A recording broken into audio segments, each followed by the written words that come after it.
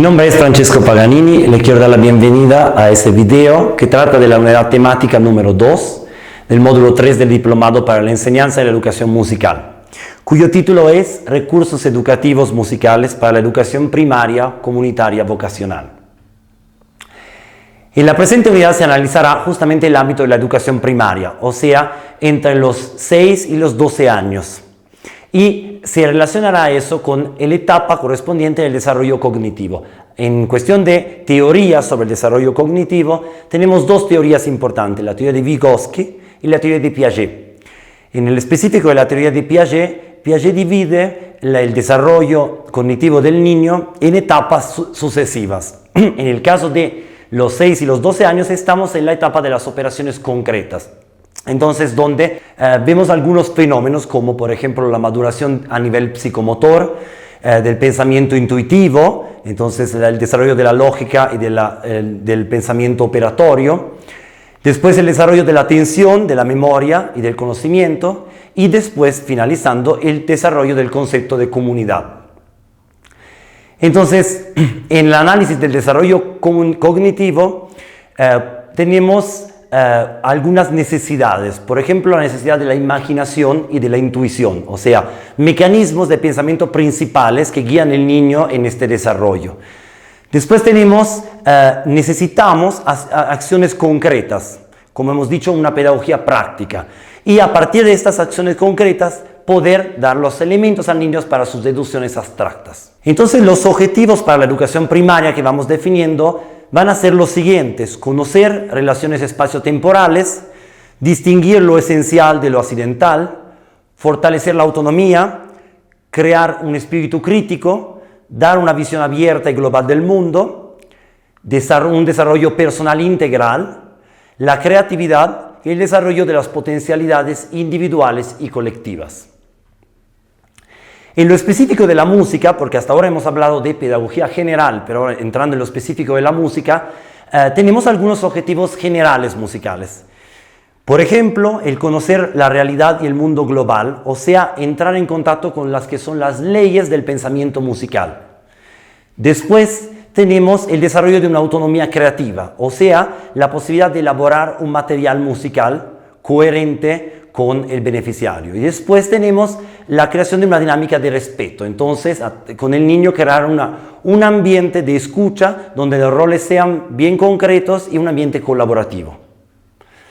En cuestión de recursos didácticos musicales, justamente podemos, ahora que conocemos el análisis del desarrollo cognitivo y los objetivos, podemos individuar algunas categorías y interrelaciones en el ámbito musical. Entonces tenemos algunos elementos a nivel musical que nos vienen muy bien, son categorías útiles para elaborar nuestro material.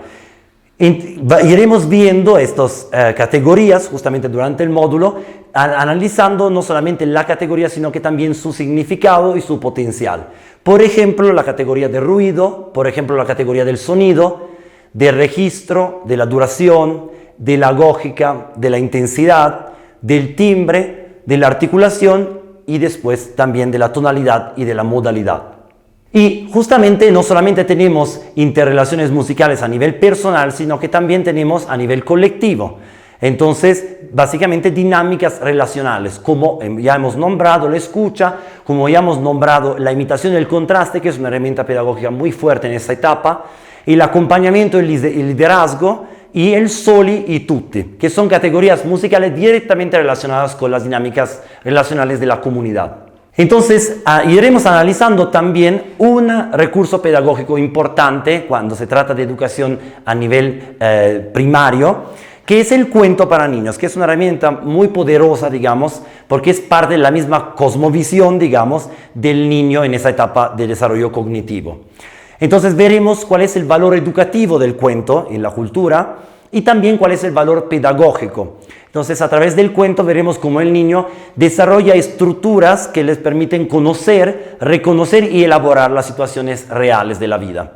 Y después veremos cómo a través del cuento también el niño puede clasificar sus experiencias y generalizar las categorías del mundo real. Analizaremos los cuentos a través de un análisis importante de Vladimir Prop, que es el análisis de funciones y personajes recurrentes. A través de las funciones veremos, analizaremos cómo en los cuentos en realidad tenemos situaciones y acciones recurrentes que tienen un significado específico a nivel de función en la historia.